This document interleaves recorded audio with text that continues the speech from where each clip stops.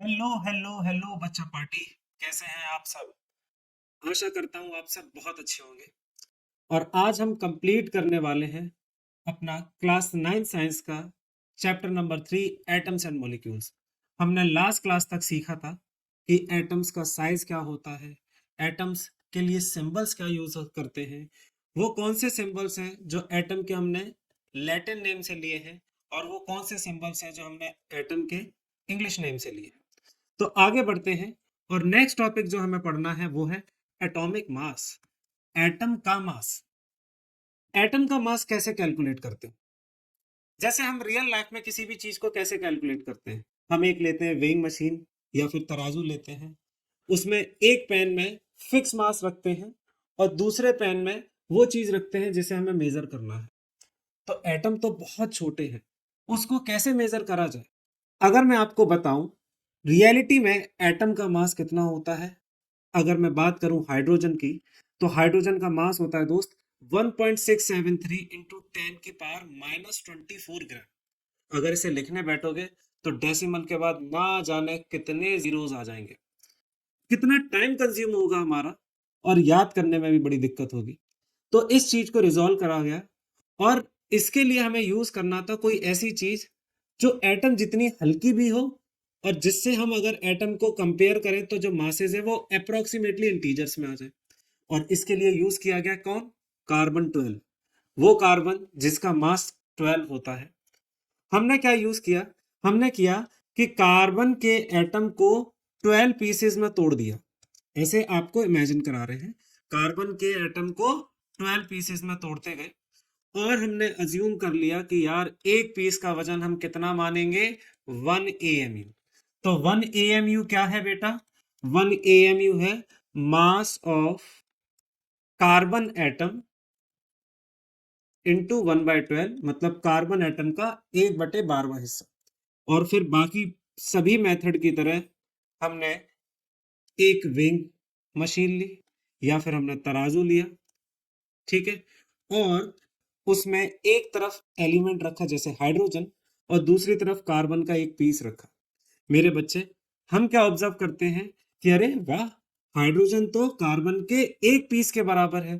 तो हाइड्रोजन का मास कितना हो गया? 1 AMU। फिर हमने यही मेथड दोबारा यूज किया हीलियम के साथ। हीलियम के केस में कितने पीसेज आए? हीलियम के केसेस में 4 पीसेज आए। तो तब से हीलियम का मास कितना पड़ गया? 4 AMU। और इसी तरीके से हमने बाकी सभी एलिमेंट के मासेस कैलकुलेट कर लिए। हमें अप टू एटॉमिक नंबर 20 तक सबके मासेस को याद करना होगा दोस्त। अच्छा, अब आपके मन में आएगा ये एएमयू क्या है? सर, एएमयू की फुल फॉर्म होती है एटॉमिक मास यूनिट। क्या होती है? Atomic mass unit. आज के टाइम में हम इस एएमयू की जगह नया वर्ड यूज करते हैं यू। यू क्या होता है? यूनिफाइड मास। क्या होता है? यूनिफाइड मास। आप चाहे तो एएमयू लिखें चाहे यू लिखें, बोथ आर करेक्ट। फिर ज्यादा क्यों लिखें, सिंपली यू भी लिख सकते हैं। जैसे मैं बाकी एलिमेंट्स की बात करूं कार्बन की, तो कार्बन के तो खुद 12 पीसेस थे, तो कार्बन का वजन कितना हो जाएगा? 12 AMU। नाइट्रोजन का होता है 14 AMU। इसी तरीके से ऑक्सीजन है 16, सोडियम है 23 एंड सो ऑन। ठीक है। अब यहाँ पे इस स्लाइड में जो आपको दिख रहा है कुछ एलिमेंट्स गिवन है और उनके मासेस गिवन है, जैसे हाइड्रोजन का 1 AMU या यू, कार्बन का 12, नाइट्रोजन का 14, ऑक्सीजन का 16, sodium 23, magnesium 24, aluminium 27, phosphorus, sulphur, chlorine, potassium, calcium, iron, copper, ये सभी। पर याद रखें, हमें तो अप टू एटॉमिक नंबर 20, मतलब स्टार्टिंग के 20 एलिमेंट्स के मासेस याद करने हैं। तभी हमारी जो केमिस्ट्री है वो बहुत अच्छी हो पाएगी और जो फर्दर क्वेश्चंस हैं वो हम बिना देखे भी कर पाएंगे। अब इसके बाद बारी आती है किस चीज की? एक्चुअल मास की। अगर कोई पूछ ले कि तुमने तो कार्बन का मास 12 AMU बताया, पर ये ग्राम्स में कितना होता है, तो इस एक्चुअल मास को ही क्या कहते हैं दोस्त? एब्सोल्यूट मास कहते हैं। क्या कहते हैं? एब्सोल्यूट मास। तो जो एक्चुअल मास होता है कार्बन एटम का वो होता है 1.9926 इंटू 10 की पावर 23। और हमने इस कार्बन एटम के कितने पीसेस किए थे? 12। तो हमने अगर इस वैल्यू को 12 से डिवाइड कर दिया तो यहाँ से 1 U या 1 AMU की वैल्यू आ जाती है 1.66 इंटू 10 की पावर -24। अब आपके स्कूल में अगर क्वेश्चन आ जाए, वो पूछे कि find the absolute mass of oxygen, तो क्या करोगे? सिंपली हमें यूज करना है, हम जानते हैं ऑक्सीजन का मास होता है 16 AMU, और अगर इसे ग्राम्स में कन्वर्ट करना है तो 1 AMU की वैल्यू पुट कर दो और मल्टीप्लीकेशन कर दो। ये क्या हो जाएगा 1.66, अप्रोक्सीमेट डेसिमल के बाद 2 डिजिट तक हमें यूज करना होता है, इंटू 10⁻⁻24। और जब आप इसे कैलकुलेट कर दोगे तो ऑक्सीजन का मास ग्राम्स में आ जाएगा। कई सारे स्कूल्स में मैं क्वेश्चन देखता हूँ, पूछा जाता है find the absolute mass of sodium. तो कैसे करना है, हम जानते हैं सोडियम का मास होता है 23U। बस इस 23 को तो ऐसे ही रहने दो और 1U की वैल्यू पुट कर दो, जो होती है 1.66 इंटू 10⁻⁻24 ग्राम्स। और इसे अगर हम कैलकुलेट कर लेते हैं तो हमें सोडियम का मास ग्राम्स में मिल जाएगा। आगे, ये जो हमारे किसी भी एलिमेंट का सिंबल होता है वो क्या बताता है, मतलब अगर मैंने लिखा H, हम सबको पता है हाइड्रोजन का सिंबल H है, पर ये H क्या बता रहा है, H रिप्रेजेंट कर रहा है उसके नेम को, और उसका नेम है हाइड्रोजन। क्या है, हाइड्रोजन। H रिप्रेजेंट कर रहा है हाइड्रोजन एलिमेंट के 1 एटम को। तो अगर मैं लिखता हूं अकेला H, that means 1 atom of hydrogen. अगर मुझे 2 एटम लिखने होंगे तो मैं लिखूंगा 2H, 5 एटम लिखने होंगे तो लिखूंगा 5H, एंड सो ऑन। ये जो सिंबल है वो ये रिप्रेजेंट करता है कि एक मोल एटम्स के बारे में, किसके बारे में, एक मोल एटम्स के बारे में। दो मोल कंसेप्ट जो है सीबीएसई ने हटा दिया है इस चैप्टर से, बट स्टिल हम थोड़ा सा डिस्कस करेंगे इसके बारे में। तो अगर मैं लिखता हूं H, तो H रिप्रेजेंट कर रहा है 1 mole atoms of hydrogen, 1 mole atoms of hydrogen. और इसकी वैल्यू कितनी होती है दोस्त, कोई बताना चाहेगा, जल्दी से कमेंट सेक्शन में मुझे बताओ कि 1 मोल की वैल्यू कितनी होती है। अच्छा, जो सिंबल होता है किसी भी एटम का वो रिप्रेजेंट करता है उसके फिक्स मास को। जैसे हाइड्रोजन लिखा तो आप बताओगे इसका मास 1U है। अगर ऑक्सीजन लिखा तो आप क्या बताओगे, 16U। वेरी गुड, आप ये मान के चलो मैं आपकी बात सुन रहा हूं। तो जब भी मैं कुछ क्वेश्चन पूछूं आपको रिप्लाई करना है, ठीक है। अगर नाइट्रोजन का मास पूछा जाए तो what you will answer, 14U। Sodium के केस में 23U। ठीक है, आगे बढ़ते हैं। अब एनसीईआरटी में दिए हुए कुछ क्वेश्चन सॉल्व करके देखते हैं। तो एनसीईआरटी पूछती है डिफाइन एटॉमिक मास यूनिट। तो एटॉमिक मास यूनिट किसके बराबर होता है, exactly 1/12 of the mass of one carbon atom. तो कार्बन एटम के 1/12वें हिस्से का जो मास होता है उसी को क्या कहते हैं, 1 एटॉमिक मास यूनिट। पूछा गया है कि why it is not possible to see an atom with naked eyes. हम अपनी आंखों से एटम को क्यों नहीं देख पाते। हम सब जानते हैं एटम का साइज बहुत छोटा है, बहुत छोटा, बहुत छोटा है। कितना छोटा है, नैनोमीटर्स में। एटम्स इतने छोटे होते हैं कि हम उन्हें नेकेड आई माइक्रोस्कोप से भी नहीं देख सकते। उन्हें देखने के लिए तो चाहिए होते हैं बहुत बड़े बड़े माइक्रोस्कोप, जिनका नाम है स्कैनिंग टनलिंग माइक्रोस्कोप। तो लिखा है जो साइज होता है एटम का वो बहुत छोटा होता है, ये पॉसिबल नहीं है कि हम बस अपनी नेक्ड आई से देख सकें। ठीक है, और साथ में जो एटम्स होते हैं किसी भी एलिमेंट के वो अकेले एग्जिस्ट नहीं करते।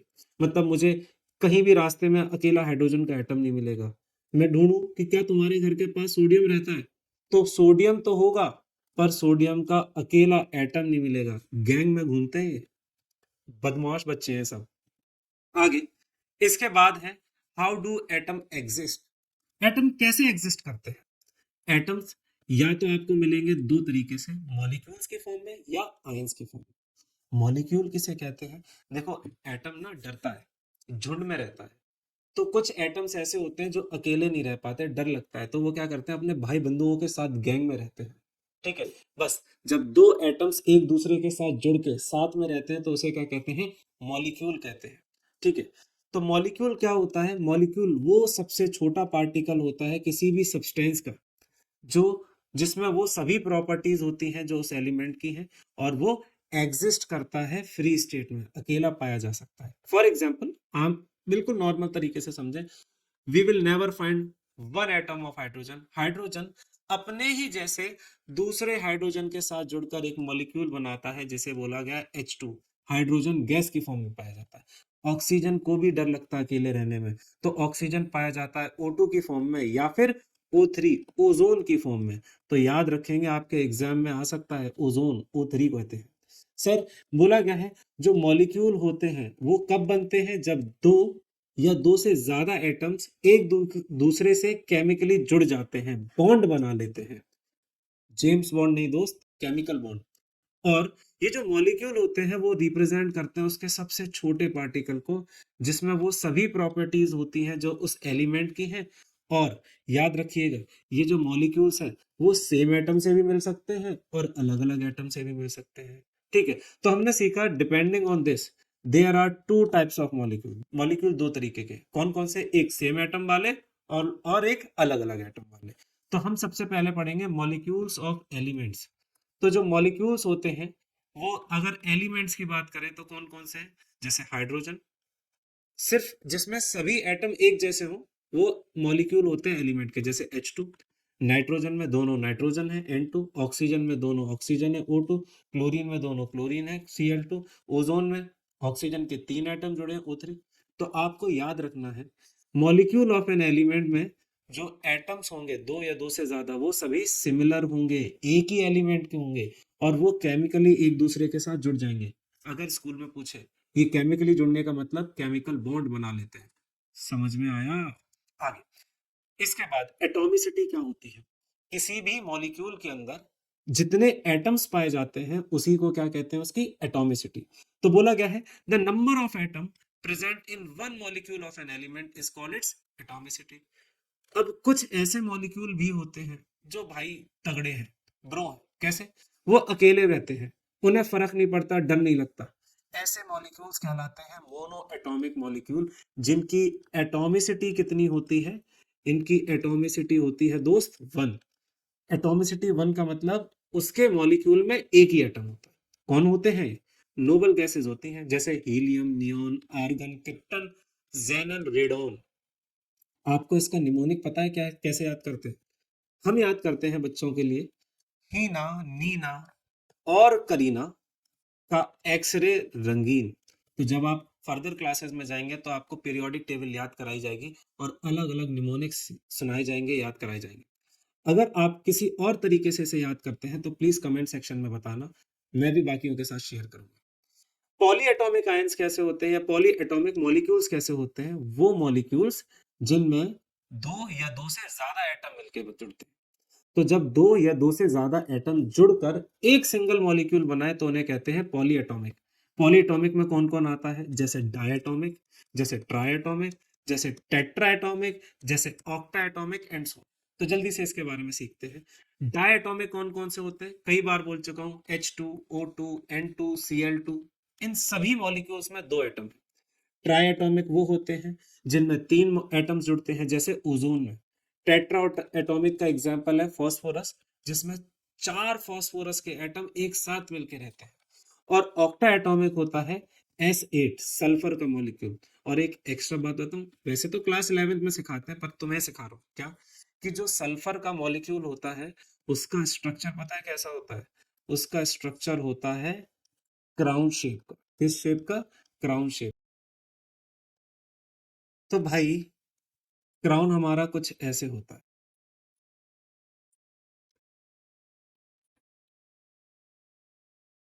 ठीक है, तो इसी क्राउन में 8 सल्फर आपको दिखेंगे। क्या दिख रहे हैं किसी को? नहीं, मैं दिखाता हूं। एक सल्फर, दूसरा, तीसरा, चौथा, पांचवा, छठा, सातवां, आठ। सल्फर का ताज। बढ़ते हैं आगे। नेक्स्ट, अब हम पढ़ने वाले हैं क्या? Molecules of a compound. मतलब कंपाउंड्स के मॉलिक्यूल। कंपाउंड्स क्या होते हैं सर?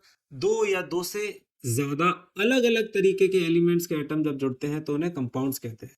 तो बोला क्या है, जो मॉलिक्यूल्स होते हैं किसी भी कंपाउंड के, उसके अंदर दो या दो से ज्यादा अलग अलग तरीके के एटम्स केमिकली जुड़ जाते हैं। जैसे एग्जांपल समझना चाहिए, वाटर ले लो। वाटर में एक एलिमेंट हाइड्रोजन, दूसरा एलिमेंट ऑक्सीजन।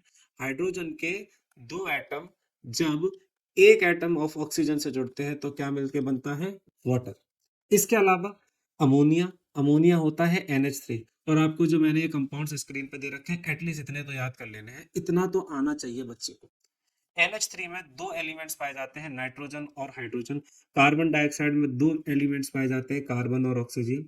आपको दिख लगेगा कि सर ने जितने एग्जांपल लिए हैं उन सब में दो ही एलिमेंट्स है, तो क्या सभी दो ही एलिमेंट्स वाले होते हैं? नहीं दोस्त, मैं बताऊं, जैसे H2SO4, इसमें तीन एलिमेंट है, हाइड्रोजन, सल्फर और ऑक्सीजन। बोला करो साथ साथ।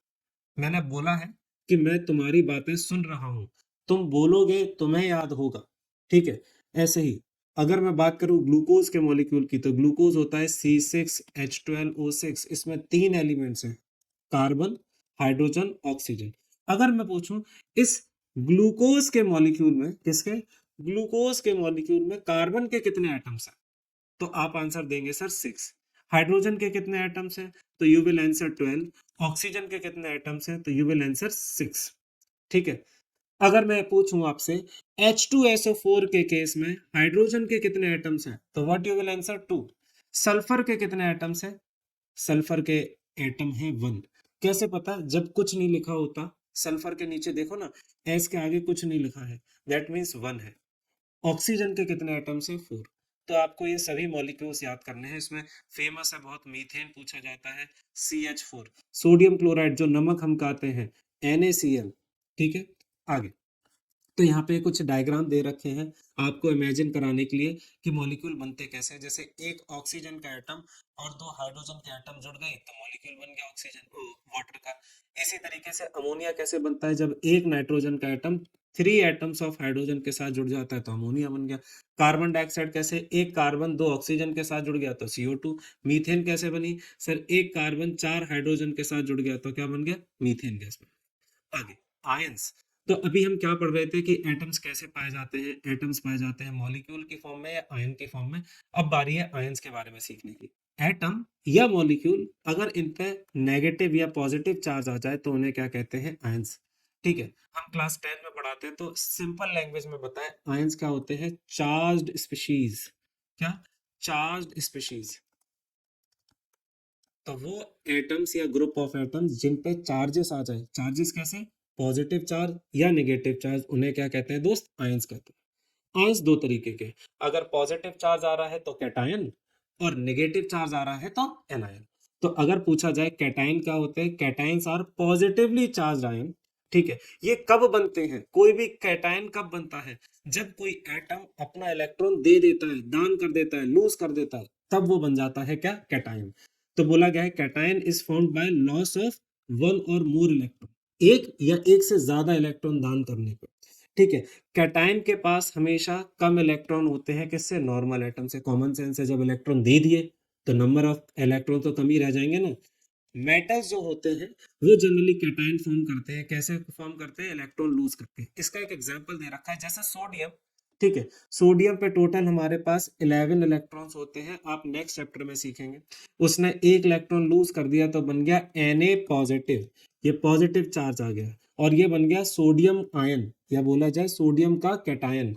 और इस पे कितने इलेक्ट्रॉन रह जाएंगे, बताओ बताओ, वेरी गुड, 10 इलेक्ट्रॉन।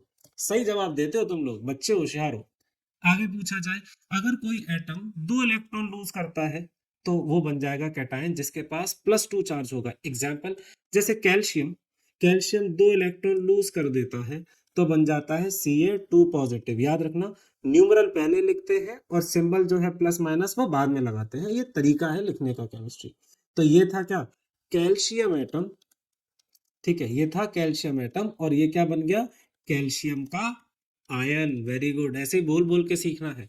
अगर कोई एटम 3 इलेक्ट्रॉन लूज कर देता है तो उस पर 3 पॉजिटिव चार्ज आ जाता है। एग्जाम्पल चाहिए, जैसे एल्यूमिनियम, एल्यूमिनियम 3 इलेक्ट्रॉन लूज करता है तो ये बन जाता है Al3 पॉजिटिव। ठीक है, आगे बढ़ते हैं। अच्छा एक बात बताओ, क्या एल्यूमिनियम इलेक्ट्रॉन लूज करेगा तो उस पर नंबर ऑफ इलेक्ट्रॉन्स कम होंगे, बिल्कुल होंगे। मैं बता देता हूँ, एल्यूमिनियम पे 13 इलेक्ट्रॉन होते हैं, 3 चले गए तो कितने रह जाएंगे एल्यूमिनियम के आयन पे, 10 इलेक्ट्रॉन्स बचेंगे। ऐसे ही अब हम बात करेंगे एनाइंस की। हमने सीखा आयंस दो तरीके के होते हैं, एक कैटायन और एक एनायन। अब हम बात कर रहे हैं एनायन की। एनायंस क्या होते हैं, नेगेटिवली चार्ज स्पीशीज। ठीक है, नेगेटिवली चार्ज आयन वो एटम या ग्रुप ऑफ एटम जिसके सर पे नेगेटिव चार्ज आ जाए तो वो क्या कहलाता है, एनायन कहलाता है। एनायन बनते कैसे हैं, जब कोई भी एटम इलेक्ट्रॉन गेन करता है, उधार मांगता है, बोलता है 1 इलेक्ट्रॉन, 2 इलेक्ट्रॉन, 3 इलेक्ट्रॉन दे दे, तब वो बनता है क्या, एनायन। तो एनायन बनता है कोई भी एटम तब जब वो इलेक्ट्रॉन गेन करता है, कितने, एक या एक से ज्यादा भी कर सकता है। एनायन के पास हमेशा ज्यादा इलेक्ट्रॉन होते हैं, किससे, नॉर्मल एटम से। अंडरस्टूड है, कॉमन सेंस है, जब इलेक्ट्रॉन मांग रहा है तो इलेक्ट्रॉन का नंबर इंक्रीज कर जाएगा। कौन बनाता है एनायन? Non metals. तो नॉन मेटल इलेक्ट्रॉन गेन करके क्या बना लेते हैं? एनायन बन जाते हैं। अगर कोई एटम एक इलेक्ट्रॉन गेन कर रहा है तो उस पर -1 चार्ज आ जाएगा। ठीक है, जैसे क्लोरीन है, Cl, क्लोरीन पे 17 इलेक्ट्रॉन्स होते हैं, आगे सीख लेंगे आप भी। इसने एक इलेक्ट्रॉन गेन किया, बन गया Cl नेगेटिव, और इस पे कितने इलेक्ट्रॉन हो गए? 18। Very good.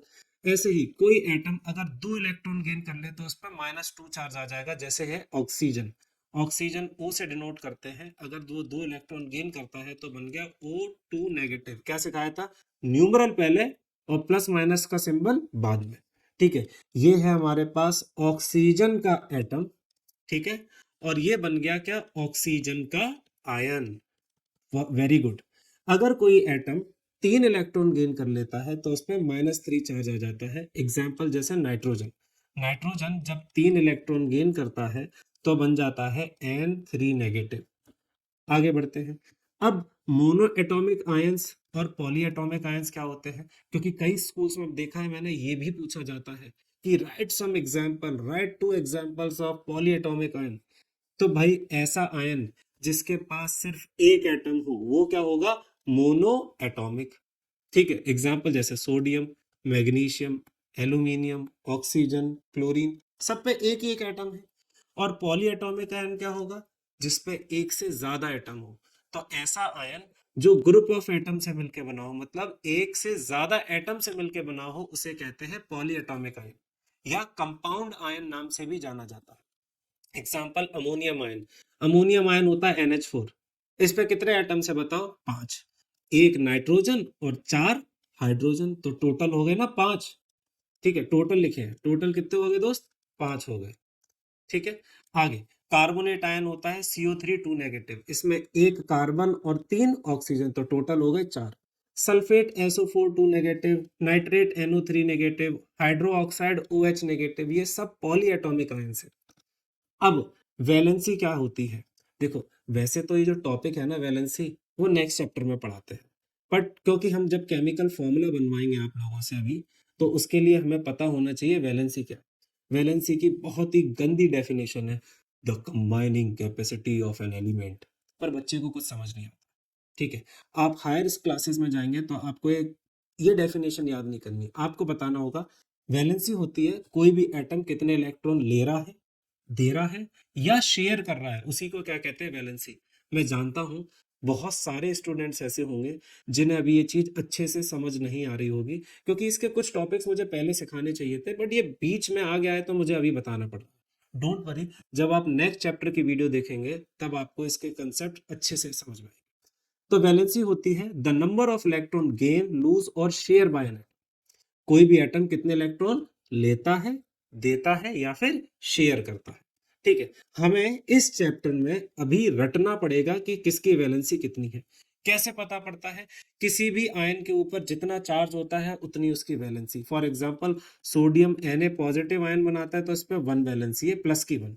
ठीक है, क्लोरीन माइनस लगाता है तो इस पे -1, ऑक्सीजन 2 नेगेटिव लगाता है -2। ठीक है, मैग्नीशियम 2 पॉजिटिव लगाता है, इसकी वैलेंसी +2। एल्यूमिनियम 3 पॉजिटिव लगाता है, इसकी वैलेंसी +3। सल्फेट SO4 2 नेगेटिव, तो 2 नेगेटिव उसकी वैलेंसी है, मतलब -2। ठीक है, तो जितने भी ये सिंबल दे रखे हैं इन पे जितना चार्ज है, ये सब इनकी वैलेंसीज है। ठीक है, आपको ये वैलेंसीज याद होनी चाहिए, तभी आप केमिकल फॉर्मूला बहुत अच्छे से बना पाएंगे और कभी दिक्कत नहीं आएगी। तो ये चारों वो हैं जिनकी वैलेंसी +1 है, ये 4-5 वो हैं जिनकी वैलेंसी +2 है, ये वो एग्जांपल्स हैं जिनकी वैलेंसी +3 है। बेटा, ये सारे एग्जांपल्स खुद दिए गए हैं एनसीईआरटी पर अगली स्लाइड में मैं कुछ और सिखाने वाला हूँ एक्स्ट्रा। ये सभी वो हैं जिनकी वैलेंसी -1, इनकी वैलेंसी -2, इसकी वैलेंसी -3। ये पॉली एटॉमिक आयन है। पॉली एटॉमिक क्या थे? जो एक से ज्यादा एटम से मिलते हैं। इन सब की वैलेंसी किसी की -1, किसी की -2, किसी की -3 हो सकती है, किसी की +1 भी हो सकती है। ठीक है, अब आप लोगों को इस स्लाइड का प्रिंट करवा लेना है, या फिर मैं इस चैप्टर के जो नोट्स की PDF है वो इस वीडियो के डिस्क्रिप्शन में डाल दूंगा, आप उसे डाउनलोड कर लीजिएगा। ये स्लाइड बहुत इंपॉर्टेंट है, ये स्लाइड मैंने इंसर्ट करी है ICSE बुक से। इधर पॉजिटिव वालों की टेबल अलग है, नेगेटिव वालों की टेबल अलग है, आपको कुछ भी रटना नहीं है। आपको क्या करना है, आपको या तो ये नोट कर लेनी है कॉपी में या प्रिंट करा लेनी है। अब जितने भी यहाँ पे दे रखे हैं, लिखा है ना मोनोवैलेंट, मतलब इनकी वैलेंसी 1 है, इलेक्ट्रोपॉजिटिव मतलब +1। जितने भी नीचे दे रखे हैं इनकी वैलेंसी +2 है, इन सभी की वैलेंसी जो नीचे दे रखे हैं +3 है, और इन सब की वैलेंसी +4 है। बेटा मेरे, ये इतने सारे एटम्स मैं बता दे रहा हूँ कि क्लास 12th तक भी इन सब से काम चल जाएगा आपका। ठीक है। अब इन सब की जो मोनोवैलेंट इलेक्ट्रोनेगेटिव है, तो मतलब -1 वैलेंसी वाले, देख रहे हो सीबीएसई में कितना कम था और आईसीएसई में कितना सारा सीखना पड़ता है, बट इससे आपके कंसेप्ट और स्ट्रांग हो गए। इन सभी की वैलेंसी होती है बेटा जी -2, इन सब की वैलेंसी है -3, और इनकी वैलेंसी है -1। अब क्वेश्चन अराइज होता है कि how we will write chemical formula of any compound. किसी भी कंपाउंड का फॉर्मूला कैसे लिखते हैं, इसके लिए हमें यूज करना होता है criss cross method. Criss cross method होता क्या है, जल्दी से एक एग्जांपल से सीखते हैं। मेरे पास क्वेश्चन है कि you have to write the formula of sodium oxide. तो मुझे पहले तो ये पता होना चाहिए सोडियम का सिंबल क्या होता है। सोडियम का सिंबल होता है Na, ऑक्साइड मतलब ऑक्सीजन। अब मुझे पता होना चाहिए इनकी वैलेंसी क्या है। तो जब भी आपके पास क्वेश्चन आएगा, आप क्या करोगे, जो लेफ्ट में लिखा है, जैसे सोडियम लेफ्ट में लिखा है, इसको ढूंढेंगे हम किस वाली टेबल में, पॉजिटिव वाली टेबल में। और जो राइट में लिखा है, क्या लिखा है राइट में, ऑक्साइड, इसे ढूंढेंगे किस में, नेगेटिव वाली टेबल में। बस आपको हर बार यही काम करना है, एक पॉजिटिव वाली टेबल में मिलेगा, एक नेगेटिव वाली में, उनका सिंबल भी वहीं पे होगा और उनकी वैलेंसी भी वहीं होगी। सोडियम की वैलेंसी होती है +1, ऑक्सीजन की -2, इनकी वैलेंसी का क्रॉस मल्टीप्लाई कर दीजिए अगर ये कट नहीं रही है। जब मैं वैलेंसी का मल्टीप्लिकेशन करूंगा तो ये हो जाएगा Na2O1। अब याद रखिए प्लस माइनस नोट नहीं करते, ठीक है, और 1 लिखने की जरूरत नहीं होती केमिस्ट्री में, तो इसलिए इसका फॉर्मूला हो गया Na2। जल्दी से प्रैक्टिस करके देखते हैं, सोडियम हाइड्रोक्साइड का फॉर्मूला क्या होगा। सोडियम जिसका सिंबल है Na, हाइड्रोक्साइड जिसका सिंबल है OH। Na की वैलेंसी +1, OH की वैलेंसी -1, क्रॉस मल्टीप्लिकेशन किया। हम जानते हैं 1 लिखने की जरूरत नहीं होती और प्लस माइनस लिखते नहीं है, तो हो गया इसका फॉर्मूला NaOH। सोडियम क्लोराइड क्या होता है sir, sodium Na, chlorine Cl, valency sodium की +1, क्लोरीन की -1, क्रॉस मल्टीप्लिकेशन हुआ तो फॉर्मूला बन गया NaCl। अगर क्वेश्चन आए कैल्शियम क्लोराइड का फॉर्मूला क्या होगा, तो calcium Ca, valency +2, chlorine Cl, valency -1, cross multiply किया तो बन गया CaCl2। आप सोच रहे होंगे सर को तो सब रटा हुआ है। दोस्त मैंने प्रैक्टिस करी है, आप भी प्रैक्टिस करेंगे तो मुझसे अच्छा सीख सकते हैं। ठीक है, आगे कुछ क्वेश्चंस ये भी हैं। पोटेशियम हाइड्रोक्साइड, मैं एक दो क्वेश्चन और करा दे रहा हूँ, फिर बाकी आपको खुद से ट्राई करना होगा। जैसे मैं करा देता हूँ एल्यूमिनियम हाइड्रोक्साइड। एल्यूमिनियम होता है Al, वैलेंसी है +3, हाइड्रोक्साइड OH, वैलेंसी है -1, क्रॉस मल्टीप्लाई करेंगे तो इसका फॉर्मूला होगा AlOH3। बस यही गलती हो गई। अब ये 3 किसके पास जाएगा, ऑक्सीजन के पास जाएगा, हाइड्रोजन के पास जाएगा, कि दोनों के पास जाएगा, ऑफ कोर्स दोनों के पास जाएगा। तो जब भी ऐसा केस आए, पॉली एटॉमिक कोई आयन हो, तो उसमें ब्रैकेट्स लगाते हैं, तो इसका फॉर्मूला हो जाएगा AlOH का होल थ्राइस। ठीक है, बाकी के एग्जाम्पल आपको खुद ट्राई करने हैं और कमेंट सेक्शन में इसका आंसर देना है। अब एनसीईआरटी ने कुछ क्वेश्चन दे रखे हैं हमें करने के लिए कि इन सबके फॉर्मूले लिख के दिखाओ। जैसे सोडियम ऑक्साइड, सोडियम ऑक्साइड होगा Na, valency +1, oxygen -2, cross multiply किया तो बन गया क्या, Na2, ऑलरेडी कर चुके हैं। Aluminium chloride, aluminium Al, valency +3, chlorine Cl, valency -1, cross multiply किया तो बन गया AlCl3। इसी तरीके से sodium sulphide, sodium Na, valency +1, sulphide S, valency -2, cross multiplication किया तो बन गया Na2S। मैग्नीशियम हाइड्रोक्साइड आप ट्राई करके देखिए। अब अगला क्वेश्चन एनसीईआरटी ने दिया हमें कि आपको इनके नाम लिखने हैं। नाम कैसे लिखेंगे सर, नाम ही तो नहीं आते। आपको फिर से उस टेबल का यूज करना है, जो लेफ्ट में दे रखा है उसका नाम आपको मिलेगा किसमें, प्लस वाली साइड में, और लेफ्ट वाला नाम मिलेगा किसमें, माइनस वाली साइड में। Al का नाम होता है एल्यूमिनियम, एल्यूमिनियम। SO4 होता है सल्फेट, तो ये हो गया एल्यूमिनियम सल्फेट। दोस्त बार बार आपको प्रैक्टिस करनी है, जितनी प्रैक्टिस मैंने बोला ना इस चैप्टर में होगी, उतनी अच्छी केमिस्ट्री आपकी हो जाएगी। अगर आ जाए CaCl2, तो CaCl2 का नाम होगा, Ca होता है कैल्शियम और Cl होता है क्लोराइड, तो ये हो गया कैल्शियम क्लोराइड। इसी तरीके से K2SO4, के होता है पोटेशियम और SO4 होता है सल्फेट, तो इसका नाम हो गया पोटेशियम सल्फेट। KNO3, के होता है पोटेशियम, पोटेशियम और NO3 होता है नाइट्रेट, तो potassium nitrate. CaCO3, calcium carbonate. ठीक है ना। अब एनसीईआरटी का नेक्स्ट क्वेश्चन है कि जो केमिकल फॉर्मूला है वो क्या बताता है। What is mean by the term chemical formula? Chemical formula is the symbolic representation of that compound. ठीक है, तो बोला गया है ये सिंबॉलिक रिप्रेजेंटेशन होती है कंपाउंड के कंपोजिशन की। कंपाउंड के कंपोजिशन का मतलब कंपाउंड किन एलिमेंट से मिलकर बना और उसमें कौन कौन से एटम्स हैं, कितने कितने एटम्स हैं। ठीक है, तो बोला गया है हम केमिकल फॉर्मूला से पता लगा सकते हैं कितना नंबर है एटम्स का और कौन कौन से एटम्स है। Next, how many atoms are present in H2S molecule. कितना इजी है ना, 2 हाइड्रोजन 1 सल्फर, तो टोटल 3 एटम। पूछा गया है PO4 3 नेगेटिव में कितने एटम्स है। देखो 3 नेगेटिव तो इसकी वैलेंसी है, जो खेल है वो नीचे दे रखा है। एक फॉस्फोरस है और 4 ऑक्सीजन है, तो टोटल 5 एटम्स हो गए। कितना आसान क्वेश्चन है भाई। आगे, अब बहुत ही बढ़िया टॉपिक जिसका नाम है मॉलिक्यूलर मास। हमने एटम का मास सीखा। एटम्स जब जुड़ते हैं एक दूसरे से तो बनाते हैं मॉलिक्यूल, और उस पूरे मॉलिक्यूल का जो मास होगा वही होगा मॉलिक्यूलर मास। बहुत आसान है, एक एटम का मास याद है, बहुत बढ़िया। जितने एटम दे रखे हैं उनसे मल्टीप्लाई कर दो, मिल गया क्या, मॉलिक्यूलर मास। एक एग्जांपल से सिखा देता है, लेकिन उससे पहले मैंने कहा था आपको 20 एलिमेंट्स तक मासेस याद होने चाहिए, तो मैं चाहता हूँ इन सब के मासेस आप याद कर लें। मैंने इसीलिए इसे स्लाइड में रखा है कि आप इसे नोट कर लें और अच्छे से याद कर लें। एटॉमिक नंबर 1 होता है हाइड्रोजन, फिर हीलियम, फिर लिथियम, बेरिलियम। ठीक है, तो आपको अप टू 20 तक याद करना है। कैसे, hydrogen, helium, lithium, beryllium, boron, carbon, nitrogen, oxygen, fluorine, neon, sodium, magnesium, aluminium, silicon, phosphorus, sulphur, chlorine, argon, potassium, calcium. आप मुझसे जल्दी और अच्छे से याद कर पाएंगे, आप यंग वन हैं, मुझसे ज्यादा तेज है। और इन सबके मासेस भी याद करने हैं सिंबल्स के साथ। हाइड्रोजन जिसका सिंबल H है, मास 1 है। हीलियम जिसका सिंबल He है, मास 4 है। लिथियम जिसका सिंबल Li है, मास 7 है। बेरिलियम जिसका सिंबल Be है, मास 9 एंड सो ऑन।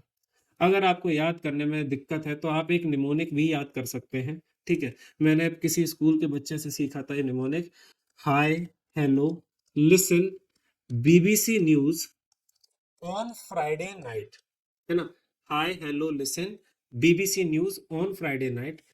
ना मांगो अल्लाह से पेप्सी सोडा, कोका कोला और काजू कतली। तो इस निमोनिक की हेल्प से आप अप टू 20 एलिमेंट्स याद कर सकते हो, और उसके बाद सरप्राइज है 21 से 23, 21 से 30। कैसे याद करोगे 21 से 30? वैसे जरूरत नहीं है, बट अगर नॉलेज एक्सपेंड करनी हो तो आपको बता दें, साइंस टीचर वेरी क्रूअल, मांगे फीस, कोई नहीं कुछ जानता। और इस तरीके से आपको 21 एटॉमिक नंबर से 30 एटॉमिक नंबर के एलिमेंट्स भी याद हो जाएंगे। कैसे? Science teacher, of course me, very cruel, मैं तो हूं, मांगे फीस, कोई नहीं कुछ जानता। ठीक है, next question is calculate the molecular mass of the following. बहुत जरूरी है, स्कूल में पक्का आता है, आपके यूटी आने वाले हैं, आपका फाइनल आएगा, उसमें क्वेश्चन दिए ही जाएंगे। जैसे बोल दें H2O का मॉलिक्यूलर मास निकालो, तो भाई पहले आ रहा है एलिमेंट हाइड्रोजन। हाइड्रोजन का मास होता है 1। कितने हाइड्रोजन है, जितने हाइड्रोजन है उससे मल्टीप्लाई कर दो इंटू 2। अब याद रखो, मेरी बात सुनो, याद रखो, एलिमेंट बदलेगा तो प्लस का साइन आएगा। तो एलिमेंट बदल गया, अब ऑक्सीजन आ रहा है तो बीच में क्या आएगा, प्लस। और फिर है ऑक्सीजन का मास 16। बोर्ड मास का यूज करना गधो, ऐसा नहीं कि पहले प्लस कर दो बाद में मल्टीप्लाई कर रहे हो। तो क्या करना है, 1 इंटू 2, 2 प्लस 16 कितना हो जाएगा, 18 AMU या U। एक और एग्जांपल, HNO3। HNO3 का मास कैसे निकालेंगे, हाइड्रोजन का 1, एक ही हाइड्रोजन है तो मल्टीप्लाई क्या करोगे यार, नाइट्रोजन का 14। एलिमेंट चेंज किया तो मैंने क्या लगाया, प्लस का साइन। फिर एक और एलिमेंट चेंज हो रहा है, दोबारा प्लस का साइन, और ऑक्सीजन का होता है 16, इंटू 3 कर देंगे। तो 1 प्लस 14 प्लस 16 इंटू 3 48, ऐड करोगे कितना आएगा, 63। अगर मान लो पूछे H2SO4 का कितना होगा, तो भाई हाइड्रोजन का 1, 2 हाइड्रोजन है तो इंटू 2। सल्फर का कितना होता है दोस्त, बता बता, मैं बता देता हूँ, 32। ऑक्सीजन का 16 इंटू 4। तो ये हो गया 2 प्लस 32 प्लस 16 इंटू 4। मल्टीप्लाई पहले करने हैं, एडिशन बाद में होने हैं। ये हो गया कितना आपका, बताओ बताओ, 64। मेरे बच्चे ऐड करोगे तो आएगा 98। एक और एग्जांपल, ग्लूकोज। ग्लूकोज होता है C6H12O6। इसका मास अगर कैलकुलेट करना है, कार्बन का मास होता है 12, कितने कार्बन है 6, तो 6 से मल्टीप्लीकेशन। फिर एलिमेंट चेंज हुआ, प्लस का साइन। हाइड्रोजन का मास है 1, कितने हाइड्रोजन है 12, प्लस का साइन। ऑक्सीजन का मास है 16, कितने ऑक्सीजन है 6। सॉल्व करेंगे, 12 6 जा 72, 1 इंटू 12 12, और 16 6 जा 98, नहीं 98 नहीं, 6 6 जा 36, 96 दोस्त। ऐड करोगे कितना आएगा, ये आ जाएगा 180U या 180 AU। इस तरीके से हम मॉलिक्यूल के मास को कैलकुलेट करते हैं। एक टफ क्वेश्चन देने की कोशिश करता हूँ, टफ तो नहीं, खैर इजी है, तुम लोग मुझे पता है स्कूल में या अपनी कोचिंग में या मुझसे पहले ही सीख चुके हो। तो अगर मान लीजिए क्वेश्चन आए कि यार अमोनियम सल्फेट का मास निकालो, किसका, अमोनियम सल्फेट। अमोनियम सल्फेट होता है NH4 का होल ट्वाइस SO4। अब जब दोस्त ब्रैकेट में ये आ जाते हैं ना कोई भी चीज, तो उस नंबर से पहले ही क्या लगा लो, ब्रैकेट लगा के मल्टीप्लाई कर लो। मैं समझाता हूँ कैसे। सर बाहर 2 आ गया है तो 2 बाहर लिखो और ब्रैकेट स्टार्ट करो। अब इसके अंदर अमोनिया का जो भी मास आए, NH4 पॉजिटिव का या NH4 का जो मास आए, उससे किसका मल्टीप्लाई कर देंगे, 2 का। तो नाइट्रोजन होता है 14 प्लस हाइड्रोजन 1 इंटू 4, और इस पूरे का मल्टीप्लाई किससे कर दिया जाएगा, 2 से, प्लस सल्फर का 32 प्लस ऑक्सीजन का 16 इंटू 4। मेरे बच्चे 2 ब्रैकेट में 14 प्लस 4 कितना होता है 18, ठीक है, प्लस 32 प्लस 16 4 से कितना होता है, बताओ बताओ, 64, ठीक है। हाँ, आगे बढ़ते हैं। 18 इंटू 2 कितना हुआ 36, प्लस 32 प्लस 64, कैसे ऐड करोगे, 4 और 2 6, 6 और 6 12, कैरी आ गई कितना 1, 6 और 1 7, 7 और 3 10, और 10 और 3 13, तो ये हो गया 132U। इस तरीके से हम मासेस को कैलकुलेट करते हैं। अब आपके स्कूल में एक टफ क्वेश्चन कैसे बनाएगा, वो बोलेगा MgSO4 डॉट 10H2O का मास बताओ। तो दोस्त कुछ नहीं है, MgSO4 का निकाल लोगे, H2O का तुम्हें आता है, डॉट का मतलब होता है 10 H2O है, तो H2O का कितना होगा 18, उसमें किसका मल्टीप्लाई करोगे 10 का, प्लस कर देना किसमें, MgSO4 के मास में। बहुत ईजी है। आगे, अब एक क्वेश्चन जो आजकल बहुत पूछे जाते हैं और बच्चे बड़ा डरते हैं, बच्चे बोलते हैं तो शब्द ही नहीं सुना था हमने कभी, फॉर्मूला यूनिट मास। देखो, जब आप 10th में जाओगे तो आपको पता पड़ेगा कंपाउंड्स भी कई तरीके के होते हैं, जैसे आयनिक या कोवेलेंट। तो कोवेलेंट वालों के लिए शब्द यूज करते हैं मॉलिक्यूल, और आयनिक वालों के लिए शब्द यूज करते हैं क्या, फॉर्मूला यूनिट। बेसिकली ये समझ लो कि कंपाउंड्स का ही एक और नाम है फॉर्मूला यूनिट। चाहे वो शब्द बोले मॉलिक्यूल, चाहे वो शब्द बोले formula unit, both are same for you in calculating the molecular mass और फॉर्मूला यूनिट मास। तो अगर क्वेश्चन आ गया NaCl का फॉर्मूला यूनिट मास निकालो, तो कोई नई चीज नहीं है, NaCl का मॉलिक्यूलर मास ही निकालना है। सोडियम का होता है 23, क्लोरीन का होता है 35.5, ऐड कर देना आंसर आ जाएगा। अगर वो बोले एल्यूमिनियम ऑक्साइड का फॉर्मूला यूनिट मास निकालो, कुछ नया नहीं है दोस्त, एल्यूमिनियम का होता है 27 इंटू 2 प्लस ऑक्सीजन का 16 इंटू 3, और ऐड करके आंसर आ जाएगा। क्या सीखा, फॉर्मूला यूनिट मास बोले, मॉलिक्यूलर मास बोले, एक ही चीज कैलकुलेट करनी है। आगे, अब ये कुछ क्वेश्चंस हैं एनसीईआरटी के जो आपको ट्राई करके देखने हैं। जैसे H2 का मास 1 इंटू 2, आप बाकी सॉल्व करिएगा। ऑक्सीजन का मास 16 इंटू 2, क्लोरीन का मास 35.5 इंटू 2, CO2 का मास कैसे निकालेंगे, कार्बन का 12 प्लस ऑक्सीजन 16 इंटू 2, मीथेन का मास कैसे होगा 12 प्लस 1 इंटू 4, ठीक है। C2H6 का मास, इथेन होता है वैसे, क्या होगा इसका मास, सर 12 इंटू 2 प्लस 1 इंटू 6, और सॉल्व कर लीजिएगा। ऐसे बाकी सबके भी। फिर वो देखो, मैंने बोला था ना शब्द बदलेगा बस। फॉर्मूला यूनिट मास निकालो, ZnO का, Na2O का, K2CO3 का, कुछ नया नहीं है, वही चीज निकालनी है भाई मेरे। ZnO का, Zn का मास दे रखा है 65, तो ZnO का कैसे निकलेंगे, Zn का 65, ऑक्सीजन का 16, जोड़ दो, ठीक है। Na2O का कैसे निकलेंगे, Na2O में सोडियम होता है 23, मास इंटू 2 प्लस ऑक्सीजन का 16, सॉल्व कर लेना पहले इसका मल्टीप्लीकेशन फिर ऐड करना। इसी तरीके से K2CO3 का मास कैसे निकलेगा मेरे भाई? पोटेशियम का कितना होता है 39, दो पोटेशियम है तो इंटू 2, पहले ये सॉल्व होगा, प्लस कार्बन का मास 12 प्लस ऑक्सीजन का 16 इंटू 3, और इन सबको ऐड कर देना है, मल्टीप्लीकेशन के बाद आंसर आ जाएंगे। ठीक है, एक बहुत ही बढ़िया क्वेश्चन एनसीईआरटी का। बोला गया है एक एलिमेंट है एक्स जिसकी वैलेंसी 1 है, तो भाई एलिमेंट है एक्स, वैलेंसी 1 है, ऑक्सीजन की वैलेंसी 2 है। बोला गया है इनका कंपाउंड जो बनेगा उसका फॉर्मूला बता दो। अरे क्या घटिया क्वेश्चन पूछ रहे हैं, क्या बनेगा? H2O बस। बोला गया है एक एलिमेंट है E जिसकी वैलेंसी है 4। बोला गया है what will be the formula of its chloride, chloride क्या होता है Cl, वैलेंसी होती है 1, क्रॉस मल्टीप्लाई करो ना, क्या हुआ ECl4। बोला गया है इस ई ही एलिमेंट का फॉर्मूला बनाना है सल्फाइड से, तो कैसे निकालोगे? E वैलेंसी 4, सल्फाइड मतलब S वैलेंसी 2। अब वैलेंसी डिवाइड हो सकती है तो उसे डिवाइड करो। ठीक है, जब डिवाइड कर दी तो जो डिवाइड करने के बाद वैल्यू आती है उससे मल्टीप्लाई करो, तो ये हो गया ES2, है ना इजी। एक और क्वेश्चन ट्राई करके देखते हैं। बोला गया है एक एलिमेंट है एक्स जिसकी दो वैलेंसीज हैं 3 और 5, तो बताओ इसके ऑक्साइड्स के दो फॉर्मूले। क्या कभी ऐसा भी होता है सर किसी एलिमेंट की दो दो वैलेंसीज हो? बिल्कुल होता है, फर्दर क्लासेस में सीखेंगे, इसे वेरिएबल वैलेंसी कहते हैं, बट मैं अभी आपको सॉल्यूशन दिखा देता हूँ। एक बार एलिमेंट एक्स की वैलेंसी 3 यूज करेंगे और ऑक्साइड ऑक्सीजन की वैलेंसी 2 होती है, क्रॉस मल्टीप्लाई हुआ तो बन गया X2O3। एक बार इसी एलिमेंट X की वैलेंसी 5 यूज करेंगे, ऑक्साइड O होता है, वैलेंसी 2 होती है, क्रॉस मल्टीप्लिकेशन हुआ तो हो गई X2O5। बन गए दो फॉर्मूले ऑक्साइड्स के। ठीक है, आखिरी पार्ट, ग्राम एटॉमिक मास क्या होता है? बहुत आसान है, ध्यान से सुनना। किसी भी एटम के मास को ग्राम्स में लिख दो, ग्राम एटॉमिक मास होता है।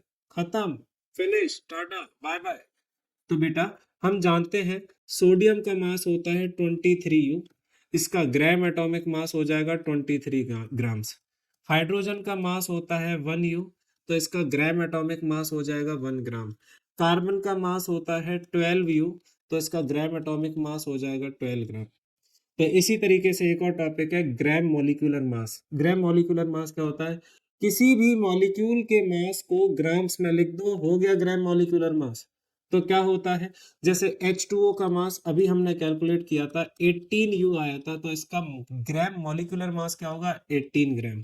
सर HNO3 का मास अभी हमने कैलकुलेट किया था, कितना आया था? 63U, तो इसका ग्राम मॉलिक्यूलर मास होगा 63 ग्राम। Very good.